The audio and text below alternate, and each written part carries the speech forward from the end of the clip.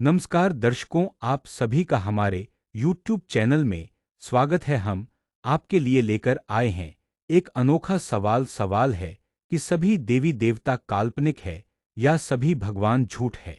इस सवाल को विस्तार से जानने के लिए आपके सामने दो संतों के विचार भी लेकर आए हुए हैं। पहले संत है जग्गी वासुदेव जी और दूसरे संत रामपाल जी महाराज जी। आइए जानते हैं पहले संत के विचार। क्या आप मानते हैं कि भगवान है? आइए इसे समझते हैं। भगवान को समझने से पहले आइए बिलीफ यानी मान्यता से निपटते हैं। देखिए, लोगों का भगवान को बनाना बिल्कुल सही है। हमारी संस्कृति में यही तो बात है। यहाँ हमारे पास 33 करोड़ देवी देवता हैं, क्योंकि यही संस्कृति है जिसने ये समझा कि भगवान हमारी रचना है। हमारे यहाँ इष्ट देवता होते हैं। आज आप अपने भगवान खुद बना सकते हैं। अगर आपको यहाँ मौजूद देवी देवताओं में से कोई पसंद नहीं तो आप अपने भगवान खुद बना सकते हैं। अपने बगीचे के एक पेड़ को, बगीचे के एक पत्थर को, अपनी माँ को, पत्नी को, जिसको भी चाहें, या किसी भी चीज़ को। आपको ये बर्तन पसंद है, आप इसको अपना भगवान बना सकते हैं। इस देश में ये किसी को अजीब नहीं लगेगा, क्योंकि हम समझते हैं कि ये हमारी रचना है। वैसे भी इस सृष्टि की हर एक चीज़ में सृष्टा का हाथ है। आप जिस भी चीज़ से जुड़ सकें आप उसका इस्तेमाल करें, ये बिल्कुल ठीक है। मैं इस पर बहस नहीं करना चाहता। तो आपको क्या लगता है कि हमारे सारे पुराण, महाभारत, रामायण, शंकर, राम, सीता, ये सब नकली हैं? नहीं, उनके पीछे इतिहास है। ठीक है। ये बताने के लिए इमारतें हैं कि वो थे। अभी भी विवाद चालू है, विवाद चल रहा है, मतलब वो वाकई थे। है कि नहीं? है कि नहीं? नहीं, पर मैं इस बात के बारे में थोड़ा और जानना चाहूँगा। हमारे यहाँ बहुत बड़ा मंदिर मस्जिद विवाद चल रहा है, अयोध्या मामला है, वगैरह वगैरह। हम उस पर अब भी लड़ रहे हैं। तो इतना सारा लड़ाई झगड़ा क्यों चल रहा है? अगर कोई भगवान नहीं होते, या अगर ऐसी मान्यता है। मैंने तो ऐसा नहीं कहा। नहीं, आपने कहा कि एक मान्यता होती है, लोगों को विश्वास करने के लिए कोई चाहिए होता है। हाँ, दुनिया में सारी लड़ाई अच्छे और बुरे लोगों के बीच नहीं है, जैसा कि लोग इसे दिखाते हैं। दुनिया में सारी लड़ाई एक इंसान की मान्यता के खिलाफ दूसरे इंसान की मान्यता की है। अगर आप समझते कि मुझे वाकई नहीं मालूम है, तब आप किसी से न लड़ते, क्योंकि आप किसी चीज में विश्वास करते हैं और कोई और किसी और चीज में। आप दोनों का आज नहीं तो कल लड़ाई करना तय है। सवाल बस इतना है कि आप इसे कितने समय तक मैनेज कर सकते हैं। एक ना एक दिन ये बात बाहर आ ही जाएगी। एक समय था जब लोग मान्यता के टूल के हिसाब से चलते थे, जब इंसानी बुद्धि एक खास तरह की हुआ करती थी। आज समय आ गया है कि इस धरती पर काफी बुद्धि। आइए अब जानते हैं संत रामपाल जी महाराज जी के विचार। भक्ति साधना करने लगे हो, कोई किसी देव की, कोई किसी देव की, तो उसका लाभ क्या होगा? कहां तक जाओगे? क्या उससे लाभ होगा? इसको पहले समझ लो। जैसे कोई श्री ब्रह्मा जी की पूजा करता है, वैसे तो ब्रह्मा जी की पूजा इस लोक में नहीं होती। पूजा का अर्थ होता है इष्ट मान कर साधना करना। श्री ब्रह्मा जी की पूजा इस लोक में नहीं होती, क्योंकि दुर्गा ने ब्रह्मा को श्राप दे रखा है। और श्री विष्णु अर्थात श्री कृष्ण और श्री राम की, सतगुण की पूजा करते हैं, या श्री शिव जी तमगुण की पूजा करते हैं, श्री गणेश जी की पूजा करते हैं।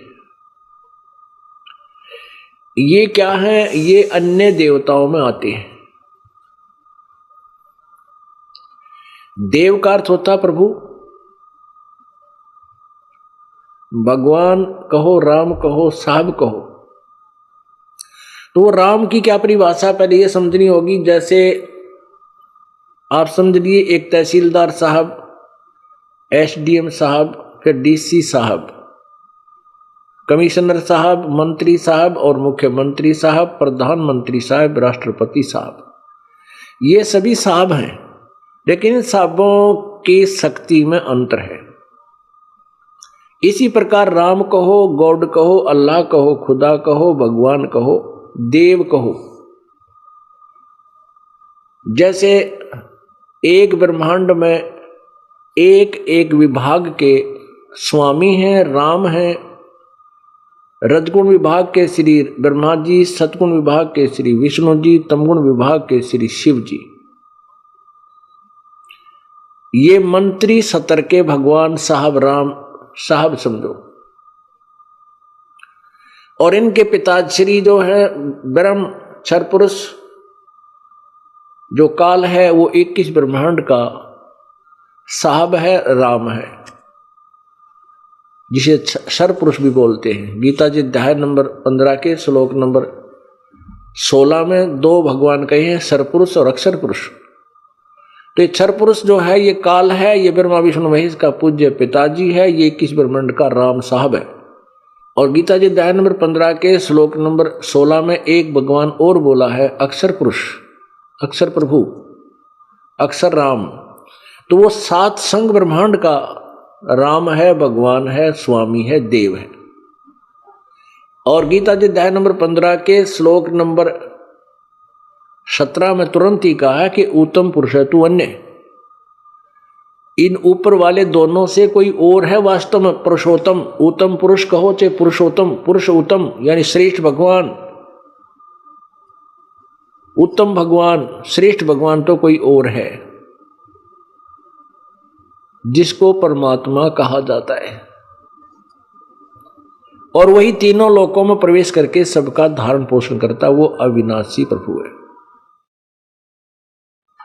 तो वो भी राम है, वो राम है वास्तव में कुल मालिक, सबका कंट्रोलर, वो भी राम है। तो ऐसे हम राम देव कहो, राम को। अब जैसे एक, अब देव कौन हुआ?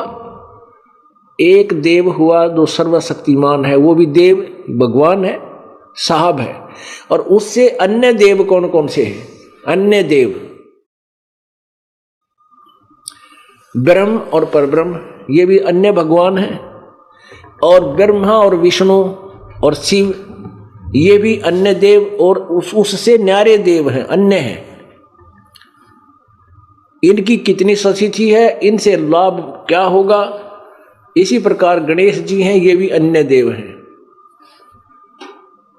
और दुर्गा जी है, लक्ष्मी जी हैं, और सावित्री जी हैं, पार्वती जी हैं, ये भी अन्य देव, अन्य देव में आती हैं, अन्य प्रभु स्वामी में। तो हमने किस देव की पूजा करनी है, किस देव का संकेत हमारे सदग्रंथ करते हैं, पहले तो ये पहचानना है, समझना है। श्रीमद् भगवत गीता अध्याय नंबर 9 के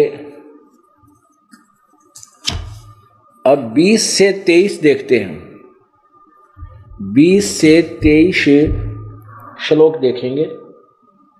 यह है श्रीमद् भगवत गीता, जयदयाल गोविंद का इसके अनुवादक है और गीता प्रेस गोरखपुर से छपी है।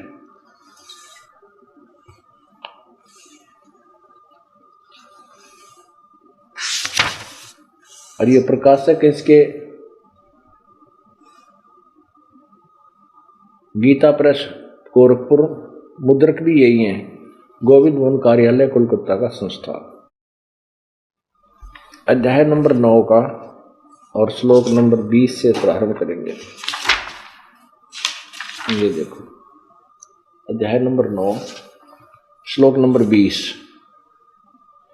तीनों वेदों में विधान किए हुए सकाम कर्मों को करने वाले, वैसे इसमें सकाम सुकुम का कितना अर्थ नहीं है, लेकिन त्रिविधा, त्रिविद्या, तीनों वेदों में वर्णित विधि को त्रिविद्या बोलते हैं। तीनों वेदों विधान किए हुए कर्मों को करने वाले, सोमरस पीने वाले पाप रहित पुरुष मुझको यज्ञों द्वारा पूजकर स्वर्ग की प्राप्ति चाहते हैं। वे पुरुष अपने पुण्यों के फल रूप स्वर्ग लोक को प्राप्त होकर स्वर्ग में दिव्य देवताओं के भोगों को भोगते हैं। आगे देखो 21 में,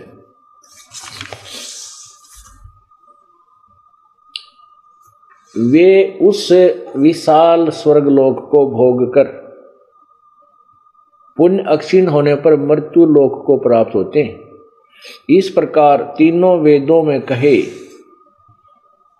वे सकाम कर्म का आश्रय लेने वाले भोगों की कामना वाले पुरुष बार बार आवागमन को प्राप्त होते हैं, अर्थात पुण्यों के प्रभाव से स्वर्ग जाते हैं और पुण्य क्षीण होने पर मृत्यु लोक में आते हैं।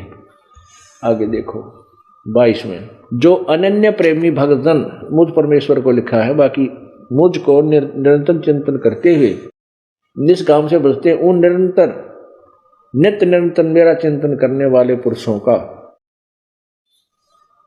योग क्षेम यानी भक्ति की रक्षा मैं स्वयं प्राप्त कर देता हूं, यानी रक्षा करता हूं। अच्छा 23 में, हे अर्जुन, यद्यपि श्रद्धा से युक्त, सकाम नहीं, या कोई सकाम शब्द नहीं इसमें, जो भक्त, जो श्रद्धा से युक्त जो भक्त दूसरे देवताओं के, अन्य देवता, एक पूर्ण परमात्मा को छोड़कर अन्य देवताओं को पूजते हैं, वे भी मुझको ही पूजते हैं। मुझको का अर्थ यहां पर है कि वो भगवान प्राप्ति के लिए प्रयत्न ही कर रहे हैं, किंतु उनका वह पूजन अविधि पूर्वक अर्थात अज्ञान पूर्वक है। अरे वाह, अब स्पष्ट हो गया कि तीनों वेदों, क्योंकि ऋग्वेद, सामवेद और यजुर्वेद, ये ही 3 वेद हैं जिनमें भक्ति विधि प्रभु की है, प्राप्ति है, जैसा भी इनके अंदर ज्ञान है। और चौथा जो अथर्ववेद है उसमें सृष्टि रचना के विषय में अधिक ज्ञान जानकारी है, इसलिए इन 3 वेदों को ही भक्ति का वेद माना गया है। ऐसे ही वीडियो देखने के लिए हमारे YouTube चैनल को सब्सक्राइब करें और किनका ज्ञान सही है यह कमेंट बॉक्स में अवश्य बताएं।